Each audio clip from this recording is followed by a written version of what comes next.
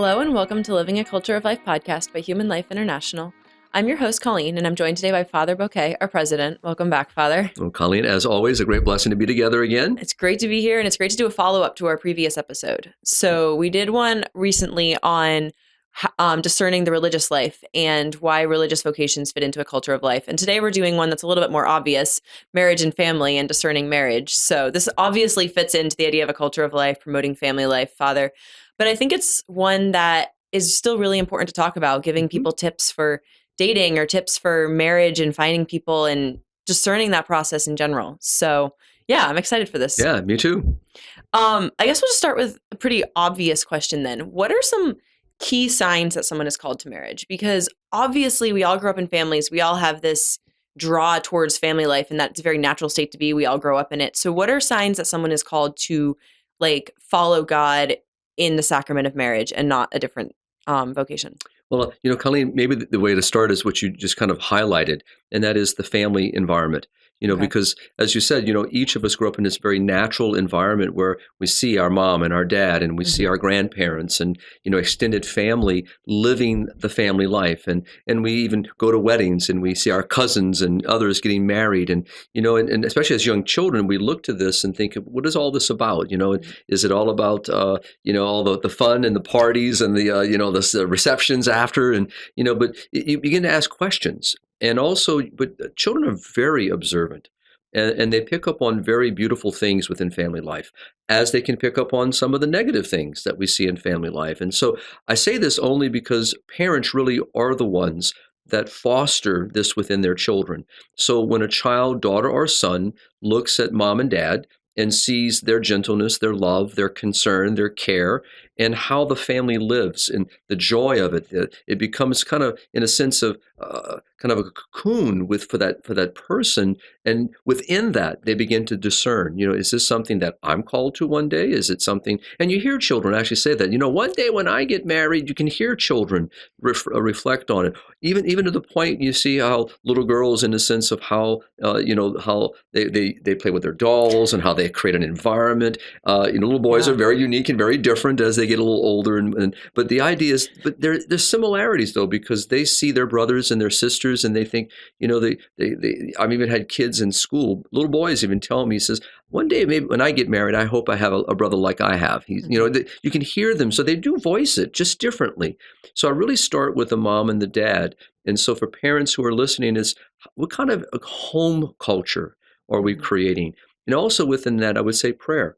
So as I said in our conversation about priestly vocations and religious vocations, the same thing for moms and dads too, to pray for their children's vocation. The moment the announcement is made that we're going to welcome our first child or our next child, is to say, let me start praying now. Let me pray, for my child's vocation, and that we as parents will be the instruments that God can use to foster that. So I think that's the real starting point. And then from there, then we can start working with our children, because again, you want to give them, I get maybe a funny story about how this reflects. A deacon, and I think I've told this story maybe before, so I apologize if it's a repeat, but it was a beautiful Italian family, and the mom and dad had a large family, and it was all girls. And so, and they were now in their early 20s, some of them in college, some of them, in the work environment, some of them, not sure what they want to do with their life. And so the dad was saying, because all of them lived at home.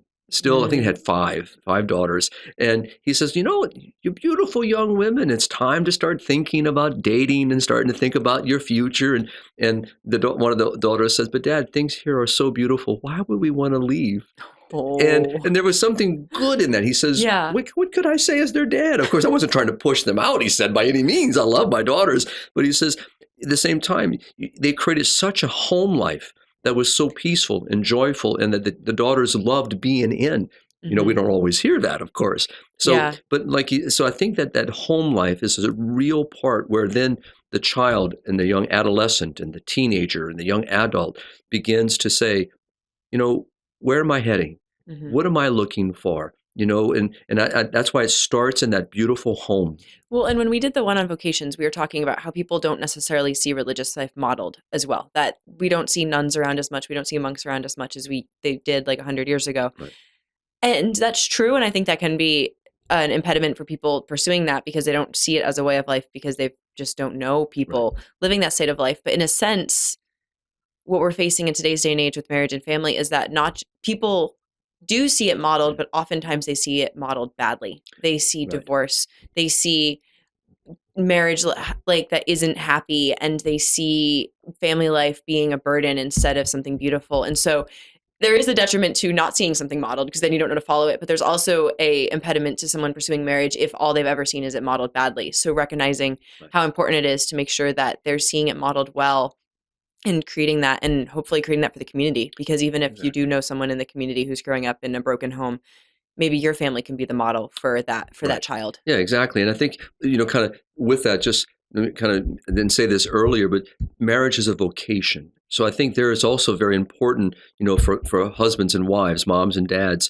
for extended family, to really model what it means to be live a vocation, because it's very different than the secular understanding of marriage, which is kind of what you're talking about now, and the breakdown of it, what you see on TV, what you see in the movies, and the detriment that we see in regard to how marriage is looked at and mocked in so many ways. And of course, for us, when we speak about the dignity of marriage, the sacredness of marriage, we speak about a union that is for a lifetime. We speak about an exclusivity. We speak about fidelity and fruitfulness. And so, as you just said, Colleen, but that's not the experience of many people today. So in a way, we have to remodel and not to go down a negative path, but, having worked with couples and young adults, for almost 30 years, almost 31 years of priestly life, having had people, share the fear of getting married, the fear of a relationship, or having been hurt in a relationship.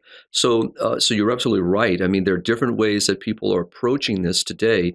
And so the upbringing that I was fortunate to have is not necessarily the experience that everyone has. So you're right. There is this what's happening today, but all the more reason, because marriage is such a beautiful, beautiful, sacred institution that God has created. This natural love between man and woman, and the want and desire to raise a family, to be a family, is something so beautiful and something that we should lift up. And so as we talk about it, we kind of should talk about it that way. Yeah. Even when someone has not had that experience, or maybe when an adult today came from a broken home, and maybe their experiences are very different, and the woundedness that comes along with that. But those wounds can heal, especially when you do meet someone that you can see yourself with your entire life.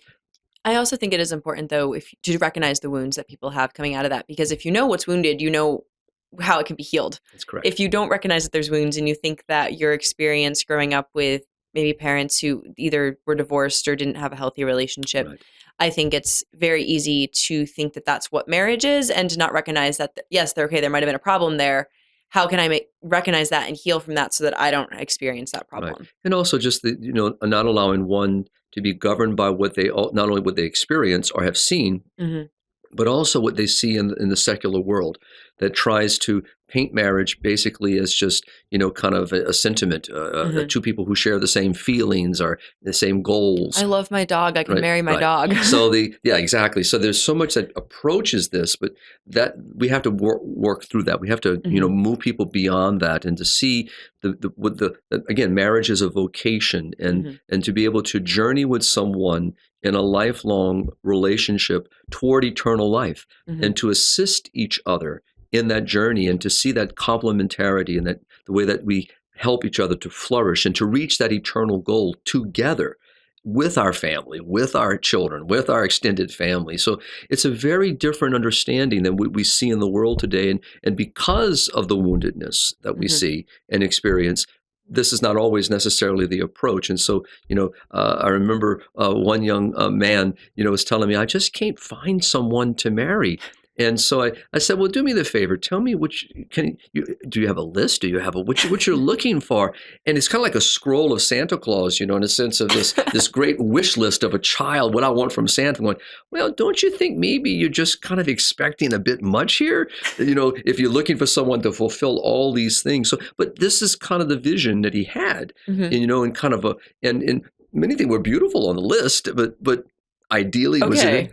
Then there's a question. How do you make sure that you're not lowering your standards in like a negative way, and okay, I'll marry someone who maybe doesn't share my idea of what I want out of a family life. Maybe someone who doesn't want to raise children Catholic or something like that. Like there's Right. obviously certain Right. things that are problems. So how do you settle in an appropriate sense without lowering your standards? Sure. I'm going to pull back a little bit on that and just say, Okay. if we start, so my first suggestion is for our young adults, for anyone, a parent who is a teenager, or a young adult at home, or just, just to start, we got to pray, ask the Holy Spirit, so that's why it's important for us that we approach this as a vocation. So I shouldn't look at it from a secular point of view, like going to a matchmaker and a dating service, but to really ask God, open my mind, help me to know that the good that would be good for me, and to be able to see that good in other people and in the people that will come into my life. And sometimes we're so fixated on a certain aspect, we actually miss the very individual, the very person that actually would be that great good in my life, that I could spend my life with and share my life with. And so that's why I always say, pray, ask the Lord, get away from this list, get away from all this other stuff. Doesn't mean you let go of some of your desire, but be open to the movements of the Spirit. And you see this in people because when you look at someone physically, and you see this very beautiful woman, and you see this gentleman, or you see the gentleman who's a very handsome man, and you see this lady, and you look at their physical attributes, and people who are so caught up in that today, they not necessarily think, well, how did they meet each other? How did they get together? Because it's deeper than basically just a physicality. There's something rich that's in all of it. It's all the above. But I think it's important to, just as I'm saying, ask God. And also to keep my mind open, to be very open to the possibilities that are not on my list, the things that I'm not thinking about that really are very important, and to be able to, someone that I can communicate with, someone I can share myself with, someone I can be honest with, someone that's going to love me for who I am and lift me. And this idea of being 50-50, there's no such thing.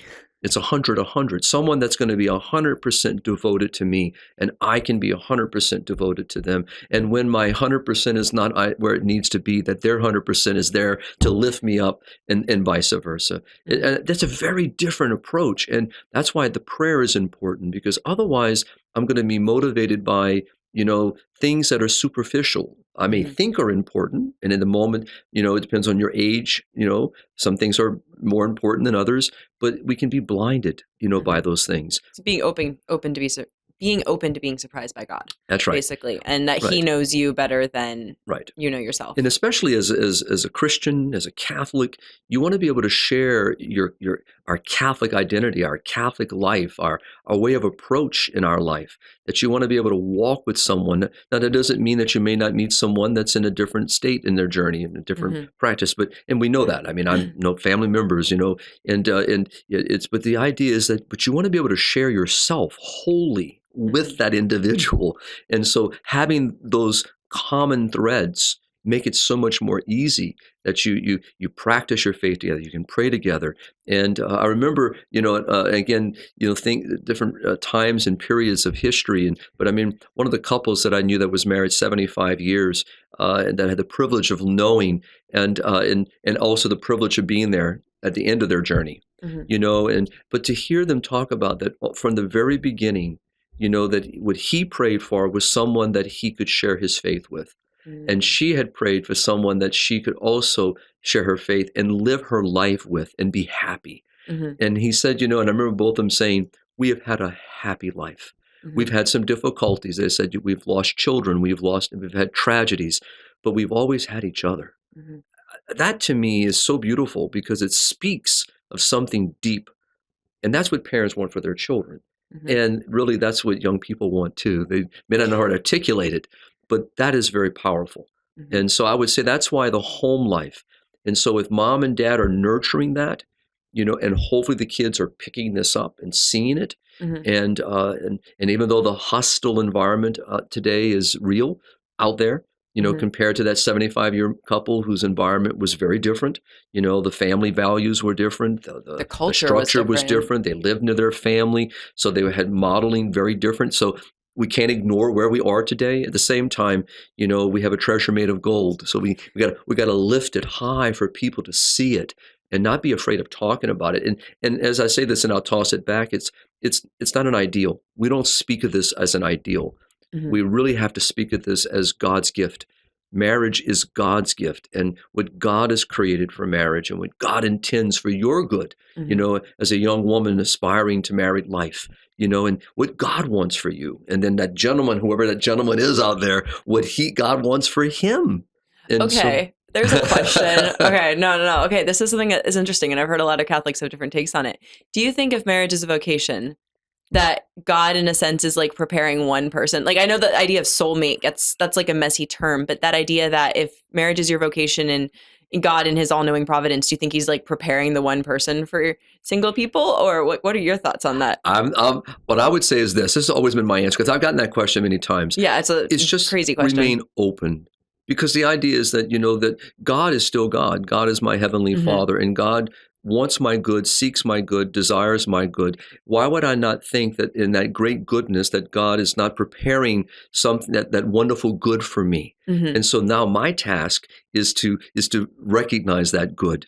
Mhm. And that good can be a particular individual. It could be, God has himself, I don't believe in coincidences. I don't, never have. I just say that because I trust in God's handiwork, and I trust that God interweaves and things in my life that I may not necessarily go looking for, and all of a sudden I'm kind of thrust into something, but it is there that I come to see that's what God really wanted for me after all, Mhm. and I thought I was over here. And I would say the same thing in relationships. That's why I always say asking the Holy Spirit, because there is this good that God wants. And so in a way, I'm kind of saying yes, and at the same Yeah. time I'm saying be open to the movement that God has, and not pigeonhole God. Yeah, Don't that's true. put God in a box, but allow God to be as He is, our Father. I feel like getting to the root of that question is really getting to the root of how God's providence works. And that's in That's some right. ways a mystery, That's because correct. it's hard to know exactly That's like correct. how he can directly will things and indirectly will things. And Right. it's a And- deep and- theological question And that we don't because need to God get into. exists out of time, and so we exist in time. Mhm. And so we that's how we think, we process, but God does not. And so so He sees and this things as they are. Mhm. So in a way, yes, God has a plan for me, a desire for me, a want Mhm. for me. And at the same time, God is not pigeonholed that if I step left when I should have stepped right, if you want to say it that way. God doesn't say, oh, it's all over with now, it's all finished. No. And so I think we just need to, that's why I always fall back to being open, Yeah. to being receptive. And that's why sometimes people step into things that was not part of that great providence of God, in the sense Mhm. of God presents, Mhm. God, because we have free will. So God offers these opportunities, these moments, and it's up to us to respond. That's why prayer is so important, to discern the Spirit, to discern the situation, and not just leap in, because we can put ourselves into situations that have nothing to do with God at all, that we've created. Mhm. And because He's our Father, He never stops seeking the good. And so after we stumble and fall, or God is still there presenting. Yeah. Here's the good. He So writes straight with crooked lines. He does, and that's why I don't like pigeonholing God. I don't like and look, I've done it. God, do it this way. No, but I've learned and still Yeah. learning. No, divine providence is that. It's Mhm. divine providence. God provides, Yeah. and I don't need a matchmaker. Right? I mean, but it doesn't mean that I cannot be the catalyst that God will use to introduce you to someone, or that you might introduce your best friend to someone. Again, it's all these beautiful things that God is using in life, which is natural. Well, we're all participating in his plan. Exactly. And so when you're following God's will and you're Right. trying to avoid sin, Exactly. he'll use you to advance Exactly. his plan. How many people have I met over the course of these years that, it's my best friend that introduced me to my wife, or my, or her best friend, I was at their wedding and I met so-and-so, Have you ever done that? Do you have any good questions or good stories there? Oh, there's lots of good stories in the sense of you introduce people. I know people that, that I hear what they're looking for. I hear their wants. And then I meet other people along the journey. And I say, those two people would do good. How about I set up a little coffee thing for them? And and you let it just take off. You just decide when it's going to be. And so no, I think we're all in a way part of that great work of God, that handiwork of God. And I don't think that we should be, like when parents do the same thing, they, kind of thing, hey, read this, it might open your mind to something else, kind of thought. But these are all good intentions, but it all comes back again. Lord, help me to see and help me to hear.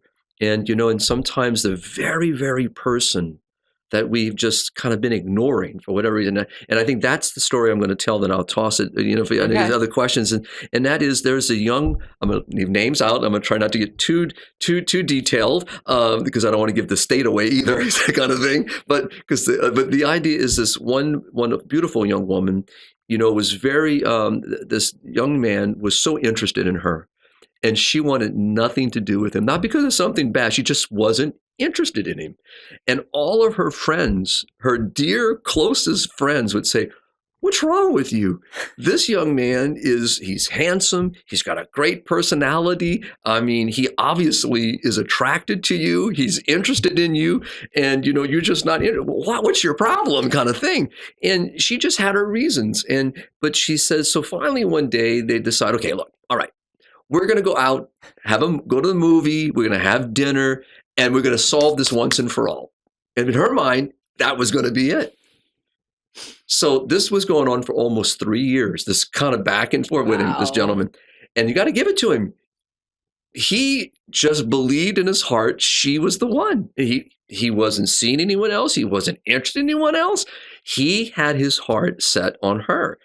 And she came back from this movie and this I'm going to call it a date, this casual evening. And she called her best friend and says, what an idiot I have been.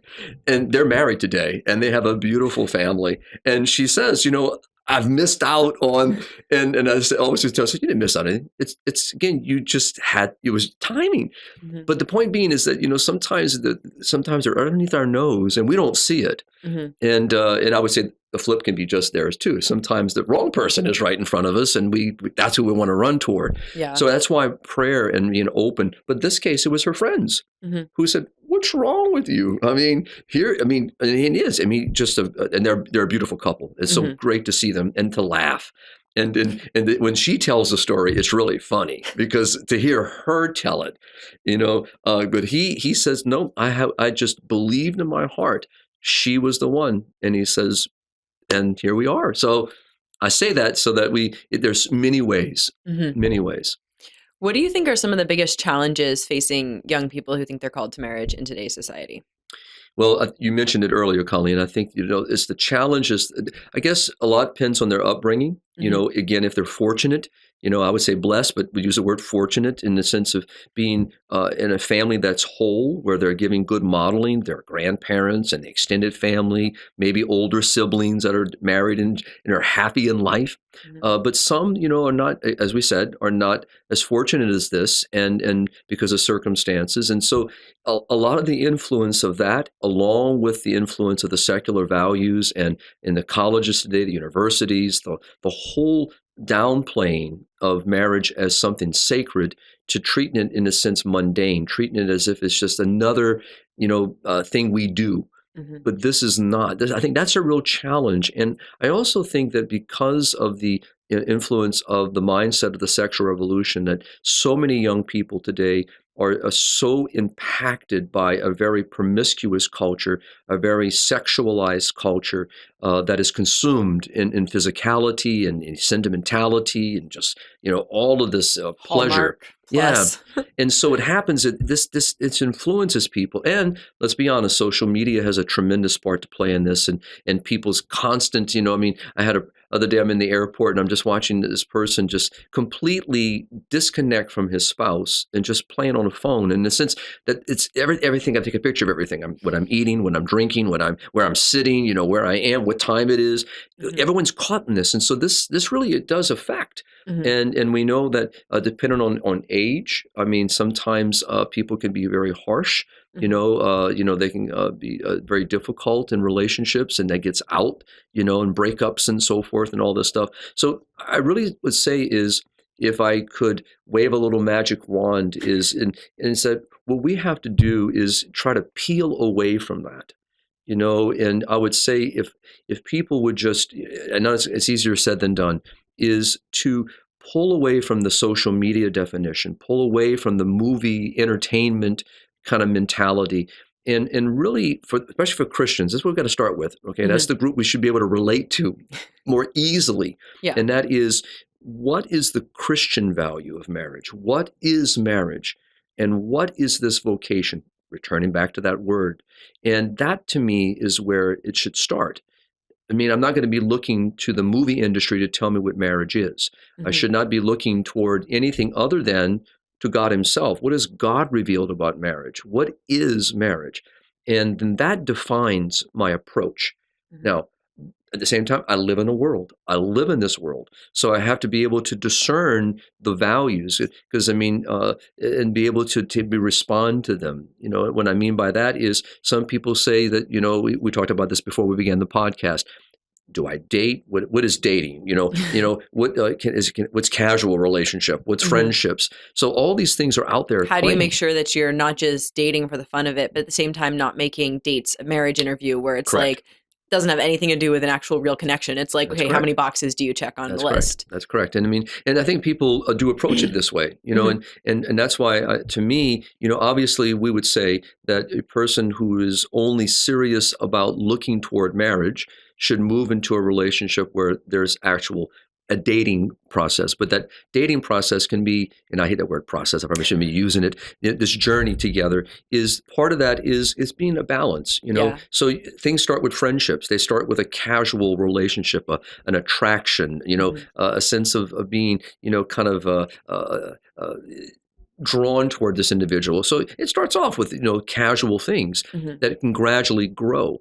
But you can't expect to have all that depth immediately unless you are old friends. But I do think that, especially depending on age, okay, and I say that because, adolescents approach these things very differently because of the time in their life and where and what things are influencing that time in their life. But as a young adult is being able to realize approaching a relationship has to have an end. I'm looking toward an end, which goes back to what we said earlier. If my end is pleasure, then I'm already starting off on a very different path.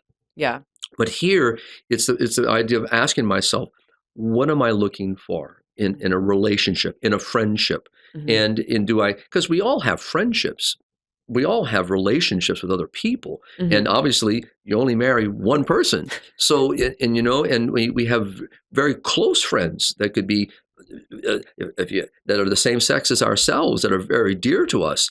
And we have opposite sex friends that are very dear to us. But again, only one, if you call to marriage, are you going to marry? So you're thinking, okay, well, how do I filter that? How do I discern that? How do I kind of pick out of this grouping, or within this group of friends, this possibility there? And so that's really sitting down with my own self and asking, what are my values? What is important to me? What do I value? And put a kind of in a little hierarchy, not a checklist, but a hierarchy. I let's say you just said there shouldn't be a Santa Claus list. But I do think there should be something in there in the sense of, if communication's important and this person never talks, well, how am I going to communicate if it's important to me? If my faith is rich to me and this person really already doesn't share that value, well, this is going to be very difficult. So I think those kinds of things are in my mind. Then there's on the table, then there's on a little checklist, but they are in a little list in my head. What is of utmost importance to me? And especially if a person, is already talking about, I don't want any children in life. You're wait a minute, no, the children are very important to me, and I want to be open to that, and this person may be where they are and they're just thinking that way right now, but it still is in there. So these kinds of things are important, and where do they see themselves a year or two from now? Where do they see themselves 10 years from now? And those things are important to listen to. And that can be done over a piece of pizza. I mean, it could be done just over a cup of coffee, just casually talking. That's where friendships begin. And friendships kind of come and go, right? Because a casual friendship is that. People I work with, people I get to know in the work office or out with other friends. But then sometimes there's a spark that happens with certain ones, and you get a little deeper in your friendship and a little more moves more than casual. We talk a little bit more deeply. And that person may become a very dear friend for the rest of my life. Okay, what are the top 3 conversations that you think a dating couple should have? Now, a dating couple is a little different now because we've moved into that. out of a casual What do you think relationship. are like the top 3 things that they should discuss? Well, I think is, depending on where they are in their dating, I mean, I would say very importantly is, what are your values? What do you envision family to be? What is marriage to you? Where does faith play a role in your life? And these things you probably already have known because you've already sat with them. But now you're getting a little more specific because, for example, when I was still doing marital preparation for couples, I do it a little less today because of my mission in HLI. But do you pray together? Have you moved from a casual friendship now? Because someone that can pray together, starts sharing their heart. They start sharing their concerns. And if you can pray with this individual, and that's very intimate, that changes the approach, and you begin to share things that are vulnerable. Well, so that's what I'm saying. So the depth changes. And again, we can have very dear friends, very, very dear friends that we can do that with. Then they're saying married to that individual. But this person that one is going to enter into a lifetime is a friend among the top. I mean, is a friend, par excellence. This is our deep friendship. True friendship. Exactly. And it moves into levels that I would not share with anyone else, or very, very, very few people, that very tight circle. But someone that I can share myself and not be afraid. Someone I can present myself to and not be judged. Those things change that you don't have in a casual friendship. You don't have in a casual relationship. So that to me is where dating becomes a lot more intentional, because now it's not so much a checklist. It's now mostly saying, this is a value to me, and I really want to know if it's a value to you. Because if it's not a value to you, then I need to, that's in my head now. I'm not saying it verbally yet, but in my mind is thinking, okay, am I going to pursue this any further? Is this someone that I'm willing to walk the next step with, to get to know a little bit more, investing myself a little bit more? And like anything else, we invest ourselves, and sometimes we find out the answer is no. Yeah. And it's painful, it's hurtful, but it stretches the heart. And there's so many phrases, but I mean, to me, the heart is meant to be stretched, as Pope Benedict used to say so beautifully. And in this kind of situation, sometimes it's the first stretch that is so painful to go through that prepares you for that second stretch, and for that individual that, is meant to be. But if you had not had that heart stretch that first time, you might have missed this moment. So there's so many, again, back to providence, back to trusting God. Yeah. Okay, so are all the top 3 conversations all the values, like family, kids? That to me is where my priorities would be. Is in the sense of not the house you want to live in, not what state you want to live in, No, I was assuming that you would say like, okay, are you open to children or something like that? So. And it's family values, it's children, it's faith, it's what is your understanding of family? Because these are things, because, for example, if someone says, I don't want to live anywhere near our in-laws because I don't want to be anywhere. Well, that to me says something about that person. I'm not too sure, because family is a value, and it's one that should really be up there. And the idea of being able to, and also what are your dreams? Where do you see yourself? Not so much monetarily, not so much, in socials, but where do you see yourself? And how do I fit in your plan? Do you see me in your plan? And not just come, like you said, not just some little box that I've checked off. Yeah. Do you see me in your life? Or am I just a fill-in for anybody, any other person in that position? And I think it goes back to what we talked about earlier, whether that be in, single parent homes because of the situations, or with mom and dad living in the home, is how do we prepare our young ones for that? And I think that sometimes we just wait until they get into their years of puberty and adolescence, and all of a sudden, well, let's have a conversation. That should be much earlier in life, much, much earlier. And it should be modeled, I feel like, before it's even like directly spoken about. Exactly, and also in a happiness. To be able to have a good, happy relation with your children, to be able to kind of speak about these things in a jovial way at times, but then with a seriousness at times, to be able to say, just to talk about this, Mhm. and say, what attracted me to your mom? I mean, kids don't want to always hear all that stuff, but I think as you get a little older, you kind of appreciate it. You appreciate, how did you meet? I mean, Yeah. today I ask those questions. Yeah. Where did you meet? How did you meet? You tell me that you're from Alaska and you're over here down here in Miami, Florida. I mean, how did you meet?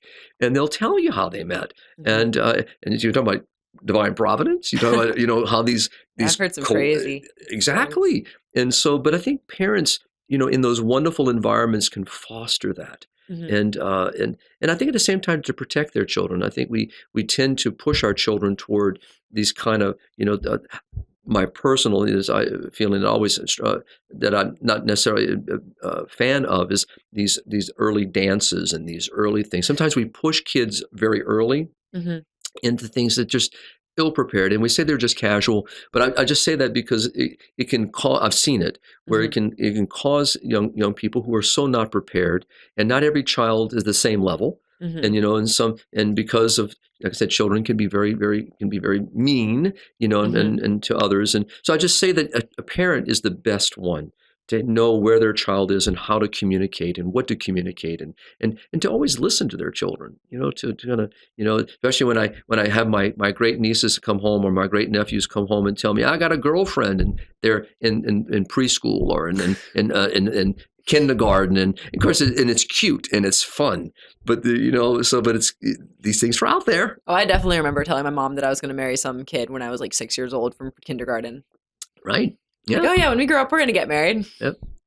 I had some high school friends like that, and they actually did marry them. So it's kind of, Oh wow. and they Okay, started yeah. from very early in school. They will always. I don't think I saw this person after that no, year. it was funny though. I mean, I'm thinking of one couple right now in my mind, and they're still happily, joyfully married to each other. Preschool sweethearts. Exactly. Well, they weren't preschool, but they were definitely started when we were in middle school. Okay. And it stayed. So pretty remarkable.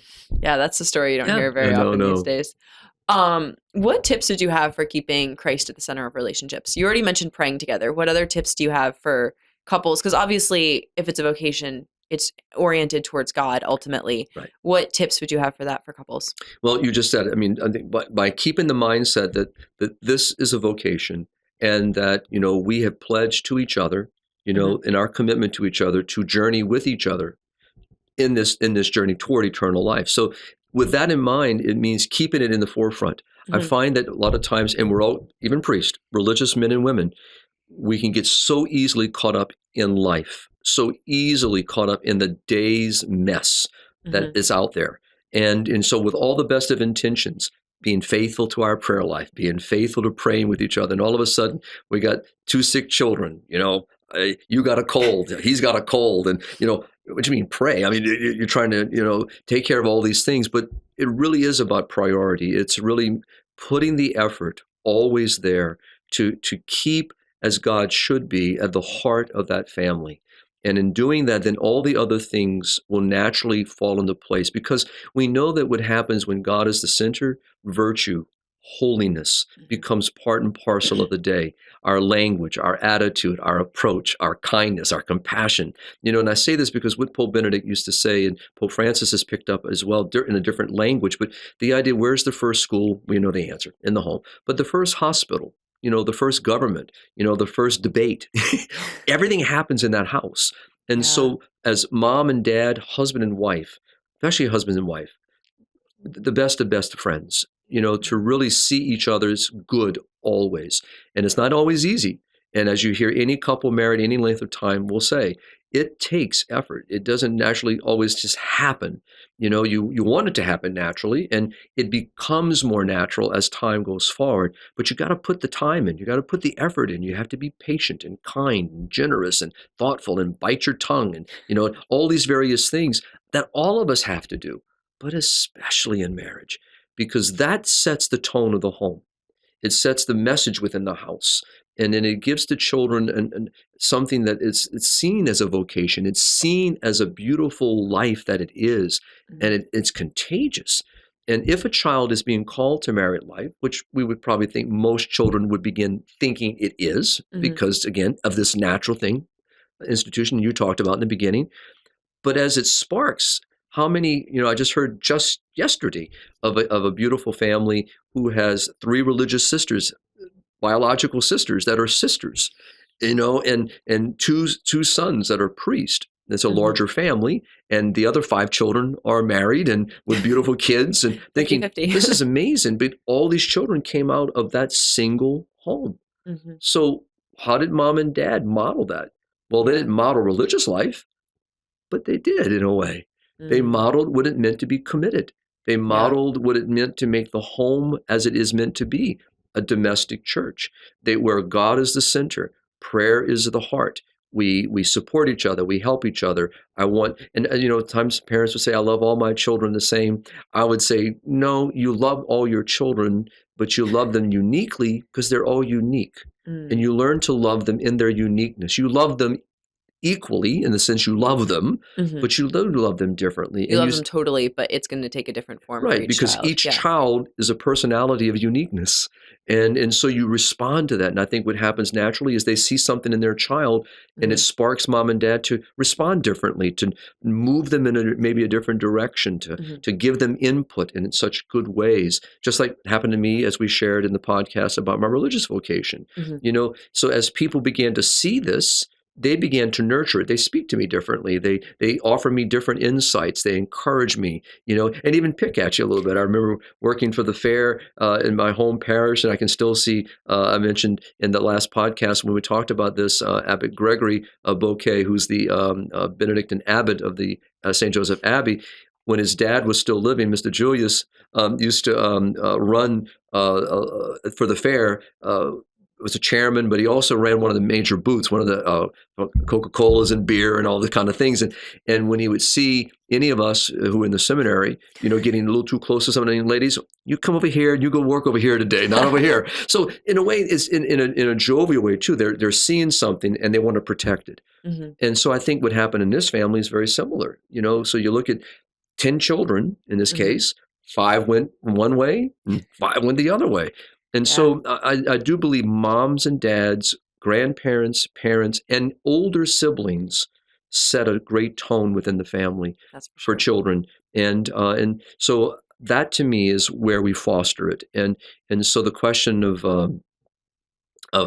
it's setting the overall, but each family's different, and each mom and dad has to find their own path. But this is what I loved when I was in parish ministry, trying to connect families to each other, because everyone needs a modeling. And support for this. This is not something positive we can do modeling. alone. Exactly. Yeah. So, but I know that you were talking earlier, just to kind of go back to that about, because there can be different prudential judgments on this. Dating, casual relationships. I will tell you, I've always held this, is that, if you're moving towards something and, in those early moments, it really, I say, keep things casual. Friendships are very important. Build friendships, build social relationships with people. And and then as you're praying, you're open. That it may be within this circle of friends, the circle of, people I'm playing tennis with, basketball with, going out to a football game with, going out for pizza one night, going to maybe a dance together. It could be maybe something will spark in one of these moments, but that maybe not what I'm looking for. I'm just really in this moment of just keeping friendships. I know young adults right now, that's where they are. And they're not looking necessarily, but they're also keeping friendships, just friendships, and being happy in that moment. At the same time, I know that they tell me, well, I'm open to married life. And so just... Okay. So then for guys in those situations, what would you say to them to encourage them not to just become complacent? Because obviously at some point they do need to ask a girl out, and they can't just sit in this environment where there's a lot of really good Catholic girls and they just don't actually ever make the move. So obviously it's prudential, but what would you say to that situation? So, obviously young women respond very differently than young men. And again, I think today, it's no different than it was, 100 years ago. It's nervous when you have to talk to someone and you got to put yourself out there. So that still plays even in modern day society. And even though people love to say that they're more socially connected by media, it still is, it's vulnerability when a young man has to approach someone. And maybe that's not what you're talking about. I was thinking more of like a fear of commitment. Oh, again, yeah. Well, there again, I guess it also depends what upbringing. What's influenced? Because if he's coming from a wounded situation, or maybe a personal experience that where he's got his feelings hurt. I mean, each guy's going to approach this, but what you're kind of alluding to is, or not alluding, you're actually saying, and that is, how do we encourage? Yeah, because it seems like I understand the idea of like forming the friendships and doing things as a group, but I also think that it's very easy in that situation. Like the girls is a different story because the girls wait usually until a guy asks them out. But for guys in that situation, there's a balance between, yes, developing those friendships and then staying in that situation because they don't actually want to commit to one girl and they want to enjoy the pleasure of hanging out all the time with 3 or 4. Pardon me. So there we're kind of thinking of a different vision of relationships. Because, for example, in this community here in Front Royal, we have a strong Catholic community. And so there is a great, in a sense of a spirit where family values are very important. And so young women, young men who are feeling called to married life actually are open, to this. And so they're maybe a little more prompted to say, put themselves out there. Hey, I'm interested. I like to go on a date with you. I like to get to know you. So, but at the same time, what I find is what you just said is very real, because that's the mindset of a secular culture that just says pleasure, enjoyment, just enjoy yourself. Why settle down? Today, people are afraid of marriage. People are afraid of commitment. And we know that is affecting even within the Catholic community because of different reasons today. And so my suggestion always is back to what we started with, whether that be male or female, is really to be praying, to be open, to be receptive, not to be afraid. And, especially for anyone that's had their feelings hurt, has been in a painful situation, it's hard getting back on that moment and putting stuff out there again. And so, but again, that's where the heart grows. It learns it can love and it can be loved. But it also realizes this was not meant to be. That's not the one that was really going to in a sense, satisfy what the heart really is longing for. And so I would say to young men, that's what you're talking about, is fear is useless. But at the same time, you can't.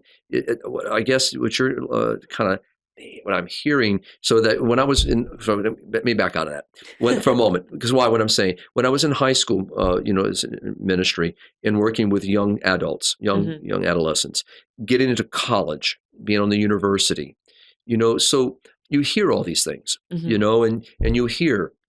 People just talk about relationships and talk about, just wanting to go out and play, just going out and just have a joyful time. And that's okay. But, you don't use people. You don't abuse people. So the balance is between forming those healthy relationships and just using people for the pleasure and not and not even sexual pleasure, just emotional pleasure. Exactly. It's just not, it's go out with my buddies and my friends every night and just in party hardy. It's really, and that's okay if that's what you're going to do, but you don't use people, you don't abuse people, you don't abuse friendships, and you don't, also I think that's the difficulty, is you don't lead people on. And I think that's where the pain, that really becomes very sinful, when you kind of lead someone on believing that you're more interested than you are. And that's why it's being sensitive to people and again, praying and making sure that I don't lead someone on, that I don't give signals, that I don't mislead a conversation or give the impression that I'm more interested than what I really am. And that to me is where the danger, and that's where, again, being honest, and it's not going to be perfect every time, because it's lying in a way. Right, exactly. It's deceiving, versus, or the other time is maybe I am interested. So I need to be very honest, straightforward and say, hey, I'd like to get to know you a lot more, and it'd be wonderful to spend more time with you. And the other person now has got to make a decision. Is that what I'm interested in too? And being able to say, I'd like to just remain friends, and that, for the moment. But that's honest. That's being straightforward. And so, like I said, each person has got to look at this. But it's why it's kind of hard to. You can't just check this off. Everyone do the same thing. No, it really is. We're talking about principles. Exactly. There's guiding principles for all of it, even if the prudential judgment is different. Exactly. But that's the beauty of life, isn't it? And so friendships are treasures, as the Book of Sirach talks about, and they really are a treasure. And then because you have friends and they're with you your whole life, and then for those that are called to the married life, you find that one friend that you really can share one heart and become one flesh and share one spirit together. And that's why it's only one.